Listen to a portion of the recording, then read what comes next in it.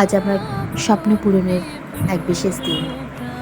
তাই সকাল সকালই ঘরের যা কাজকর্ম সেগুলোকে সেরে যত তাড়াতাড়ি পারি সেই গন্তব্যে যেতে হবে।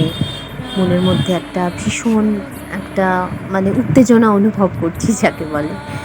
আ যাই হোক, ফুল টুল দিয়ে ঠাকুরকে পুজো আচ্ছা করে যে কোনো শুভ কাজে আমরা বেরোনোর আগে তো ঠাকুরের নাম নিই। আ যাই হোক, এইসব করে একটু সাজুগুজু করতে হয় যে কোনো জায়গায় গেলেই।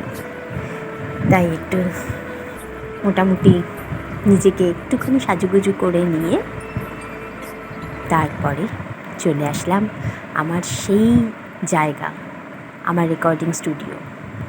প্রথমবার মহিষাসুর মর্দিনী আমি রেকর্ডিং করলাম। ভীষণ ভালো লাগলো, কী যে ভালো লাগলো, মানে আমি জাস্ট বলে বোঝাতে পারবো না। ভীষণ ভালো লাগলো।